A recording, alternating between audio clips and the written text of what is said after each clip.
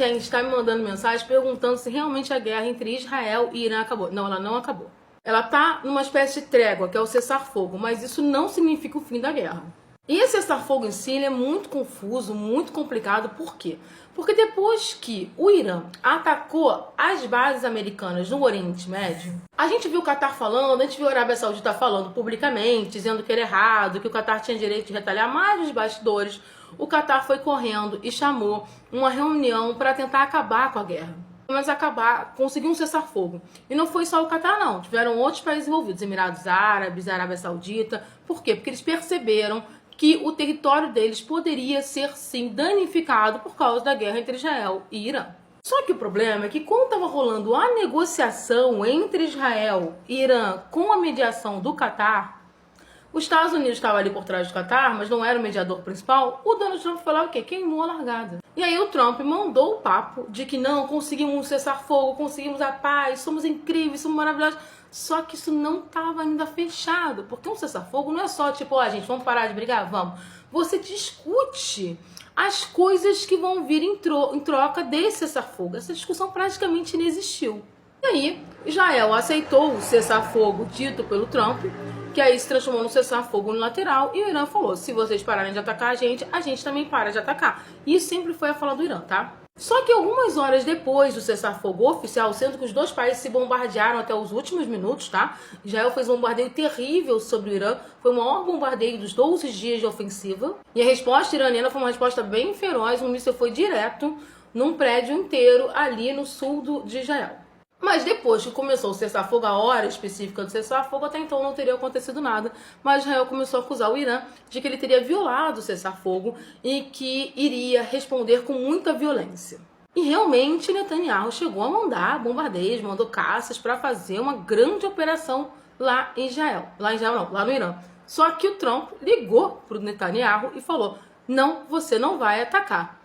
Porque o Trump é bonzinho? Não, porque o Trump precisa acabar com alguma guerra. Então ele achou que ele mexendo na guerra Irã-Israel ele ia conseguir. Ele precisava manter o mínimo de credibilidade nessa história que ele já tinha perdido. Dizem nos bastidores que o Trump gritava no telefone com o Netanyahu e o Netanyahu mandou os caças voltarem, porém, eles ainda bombardearam o radar no Irã. Por isso que o Trump veio com aquele papo, Israel e Irã quebraram o cessar-fogo, mas agora as coisas estão normais. E aí, com o cessar-fogo, o Irã declarou a sua vitória sobre a guerra.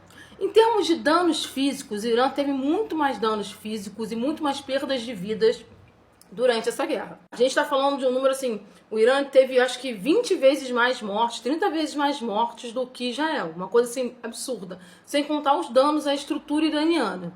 Só que o objetivo de Israel, desde o início, quando começou essa guerra contra o Irã, era acabar com o regime Ayatollah e também acabar com o projeto nuclear iraniano. Nenhum dos dois ela conseguiu.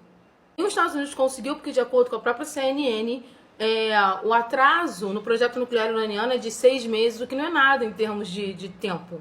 E aí, por causa disso, Israel diz que não acabou a guerra. Israel fala que a guerra continua, que só está em cessar-fogo e a qualquer momento a guerra pode voltar. E o Irã diz que não, o Irã diz que acabou a guerra e que ganhou a guerra. Na verdade, a guerra não acabou, ela está em cessar-fogo e um cessar-fogo muito, muito frágil, tá, gente?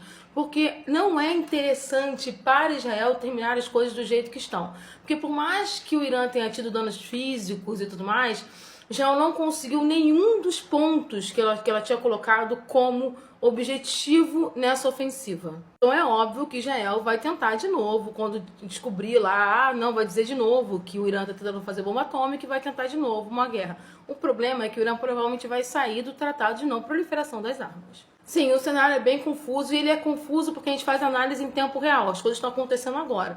Então, nesse momento, dizer que a guerra entre Israel e Irã acabou é um erro, porque ela não acabou, é um cessar-fogo oficial e esse cessar-fogo ele é frágil, ou seja, qualquer um dos lados pode quebrar esse cessar-fogo. Pelas situações que a gente já viu, quem quebraria o cessar-fogo, claro, seria Israel, até porque o Irã não tem interesse em quebrar o cessar-fogo agora, porque o Irã precisa reconstruir a sua estrutura. E a gente percebe que outro que perdeu muito nessa história foi o próprio Trump, que perdeu mais uma vez credibilidade, porque ele falou que algo ia acontecer e esse algo não aconteceu, como aconteceu com Rússia e Ucrânia.